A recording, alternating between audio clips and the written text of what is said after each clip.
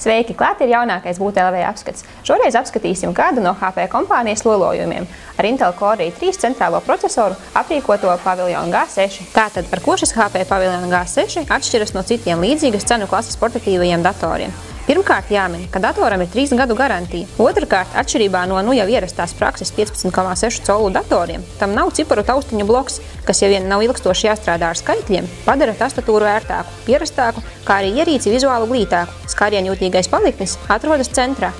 Lielākā daļa ierīces korpusa ir veidota no glancētas plastmasas, taču par laimi tā netik ļoti pievelk pirkstu nospiedumus un putekļus. Pelēcīgās krāsas vāka stūrī ir novietots HP logo. Kā jau ierīces korpuss, arī 15,6 colu displejs ir glancēts. Tam ir kā savi mīnusi, tā arī plusi.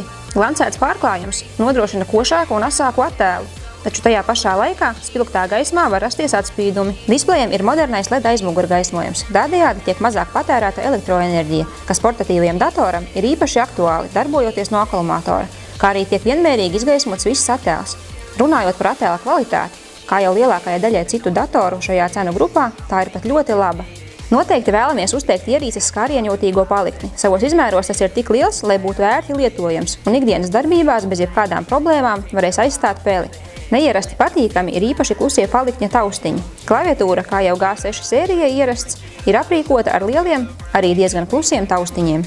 Ierīces labajā sānā ir novietotas lādētāja un USB pieslēgvietas, kā arī diskzinis. Priekšpusē atrodas Altec Lansing skaļruņi, kuri priekš portatīvā datora nodrošina lielisku un pat diezgan detalizētu skanējumu. Datora kreisajā sānā atrodas informatīvās diodes, atmiņas karšu lasītājs, 2 USB, HDMI, tīkla kabeļa, kā arī VGA pieslēgvietas.